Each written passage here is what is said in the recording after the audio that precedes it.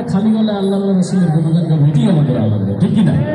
এই যে আমরা সবাই একসঙ্গে এক মাঠে বসে সবার নজর মঞ্চের দিকে, এইরকম একটা সোনালী সময় ছিল। আমরা যারা 90 দশকে জন্মগ্রহণ করছি, শুক্রবারে এরকম পাড়া সব পোলাপাড়া একসাথে ওখানে বসে টেলিভিশন দেখতাম, ঠিক আছে? তো তখন মোটামুটি একটা সোনালী যুগ ছিল, আনন্দ ছিল, সবাই একসঙ্গে টেলিভিশনে দেখতাম আলিপুরের রাস্তাতে বাদিগুলো। তো তখন টেলিভিশনও ছিল একটা, বিটিভি, তাও ছিল সাদা কালো, তাও পুরো সময় ক্লিয়ার দেওয়া যায় না, একটু পরপর ঝিঝির করতে একজনকে আবার তাল গাছের আগামীতে হ্যান্ডিং নিয়ে তারপরে আবার ক্লিয়ার হতো।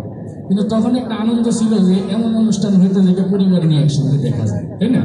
কিন্তু যখন এই বাইরের স্যাটেলাইট চ্যানেলগুলো আমাদের দেশে আসা শুরু করলো, আস্তে আস্তে এই ব্যবহার অশ্লীলতাও চলে আসলো, ঠিক কিনা?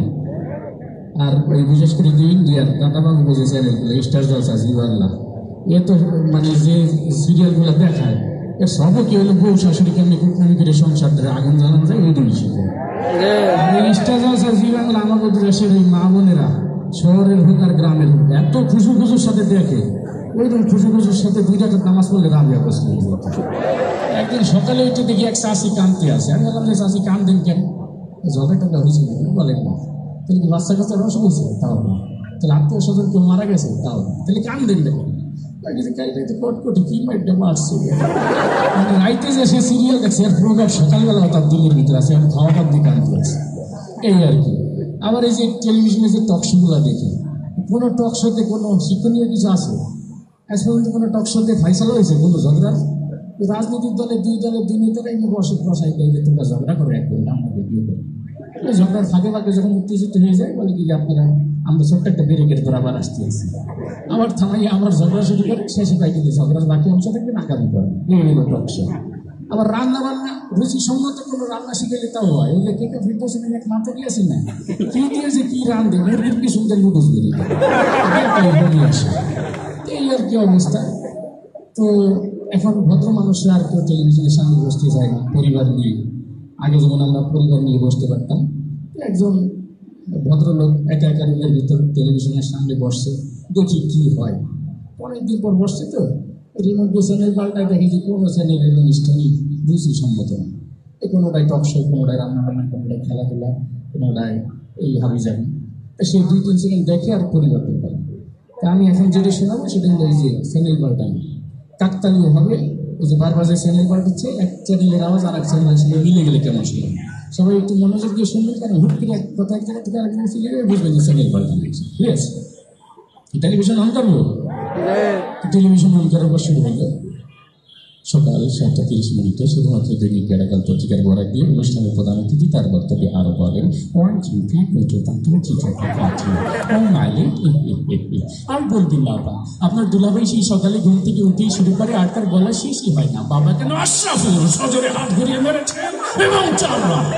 বিদা ভাই আপনি জানেন এই সেই আশরাফুল যাকে নিয়ে গর্ব করেন বাংলাদেশ দলের coach mister Ghosh. Mister Ghosh Afghan ঘোষণা আরো বলেন, আফগানিস্তান থেকে সৈন্য প্রত্যাহার করার সময় এখনো হয়নি, প্রয়োজনীয় আরো বিপুল সংখ্যক পরিমাণ শূন্য গরম তেলের মধ্যে ঢেলে ইচ্ছে মতো নাড়তে থাকবেন।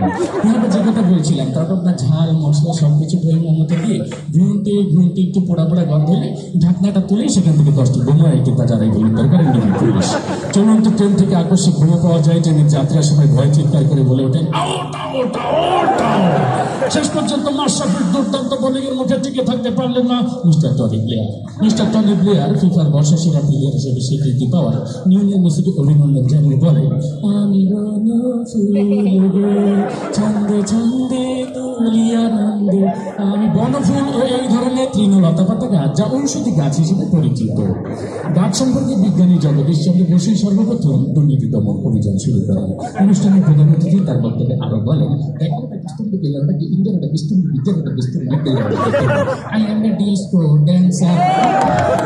বিড়ি খেলে অনেক সময় ক্যান্সার হওয়ার সম্ভাবনা থাকে।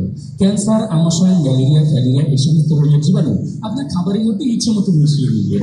আমরা যে কথা বলছিলাম, এগুলো যখন আপনার খাবারের সঙ্গে মিশাবেন তখন আপনি লক্ষ্য করে দেখবেন সোজাসুজি কামানোর জন্য সীমানা। এরই মধ্যে দিয়ে বাংলাদেশ দলের সংগ্রহ দাঁড়ালো 2 উইকেটে 210 কোটি টাকা, যা গতকালের শেয়ার বাজার থেকে 110 কোটি টাকা ও 50,000 বাড়ি ঘর, ফসলের ক্ষেত ও অসংখ্য প্রাণীর জীবন্ত মৃত্যু হয়েছে। সর্বনাশ এই সিজনের চারিদিকে কান পাতলে সেটাই শোনা যায়। কোথায় মালা বেশি করি, এখন তো তুই আমার হাতের মধ্যে।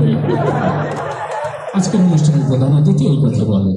সৌদি আরবের এক অজ্ঞাতনামা ব্যক্তি যার নাম ধারণা করা হয় সাকিব আল হাসান, এরই মধ্যে দিয়ে তার 10ম অর্ধে 70 রান পুরা করলেন। মিতা ভাই, আপনি জানেন একদিনের আন্তর্জাতিক সংস্থাকে এই মন্ত্রী রেশমাকে করার জন্য অনুরোধ জানিয়েছেন মন্ত্রী পরিষদ। মন্ত্রী আরো বলেন, তেল, ডাল, আটা, ময়দা, সুজি সহ সকল ভোজ্য পণ্যের দাম কমানো হবে আগামী 32 সাল নাগাদ। এতক্ষণ আমাদের সঙ্গে থাকার জন্য ধন্যবাদ।